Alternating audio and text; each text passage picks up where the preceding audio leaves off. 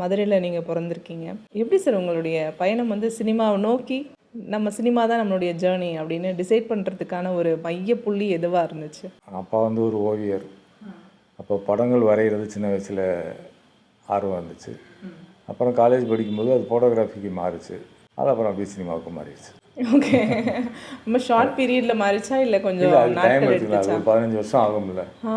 அதுக்கான படங்கள் பார்க்குறது, அதுக்கான விஷயங்கள் ஆர்வம் கொஞ்சம் கொஞ்சமாக வந்து அப்புறம் ஊரில் இருந்து சினிமாவுக்கு வர்றதுங்கிறது ஒரு எளிதில்லை. நான் அம்மா அப்பா 2 பேருமே ஆசிரியர்கள். ஒரு ஆசிரியர் குடும்பத்திலேருந்து சினிமாவுக்கு வர்றதுங்கிறது அவ்வளோ அவங்க சீக்கிரம் விட மாட்டாங்க. ஆரோக்கியமாக அதை கருதலை. ஸோ அதுக்கான டைமெல்லாம் எடுத்து அப்புறம் ஃபோட்டோகிராஃபியில் ஒரு ப்ராசஸ் பண்ணி அதை பயிற்சிகள் எடுத்து நான் வரேன்னு நினச்சது வந்து நான் சினிமாட்டோகிராஃபர் ஆகணுங்கிறது தான் என்னோடய விருப்பம்.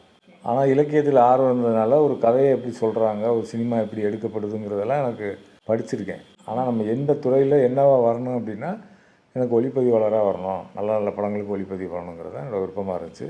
அதனால தான் இப்போ த்ரூ ஃபோட்டோகிராஃபி மூலமாக அதை செஞ்சு அப்படியே வந்தேன். அப்புறம் பிசி சார் எங்கள் ஸ்ரீராம் சார்கிட்ட வந்து நான் உதவியாளராக சேர்ந்தேன். அப்படியே உள்ளே வந்துட்டேன். பிசிசி சார் அப்படின்னு சொல்லும்போது பெரிய ஜாம்பவான்களில் ஒருவராக அவரும் வந்து நம்மளுடைய இண்டஸ்ட்ரியில் வலம் வந்துட்டுருக்கிறாரு. அவர்கிட்ட அசிஸ்டண்ட்டாக போகிறோங்கிறது பெரிய விஷயம். அந்த வாய்ப்பு அப்படிங்கிறது எப்படி அமைஞ்சுது சார்?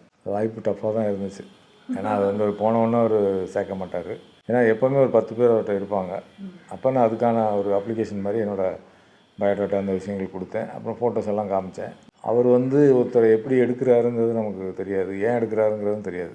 கொஞ்ச நேரம் அப்படியே யோசிச்சுட்டே இருந்தால் சரி வெயிட் பண்ணுங்க நான் சொல்கிறேன் அப்படின்னாரு. அதுக்கு பிறகு நான் ஒரு 1.5 வருஷம் நான் வெயிட் பண்ணேன்.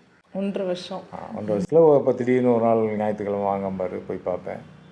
அப்புறம் இன்னும் ஒரு பையன் போகிறோம்னா இன்னும் போகலை, இன்னும் ஒரு 2 மாதம் கழித்து வாங்கம்பார். நானும் அதை விடலை. விடாமல் 1.5 வருஷம் ஃபாலோ பண்ணி கடைசியில் சேர்த்துக்கிட்டேன்.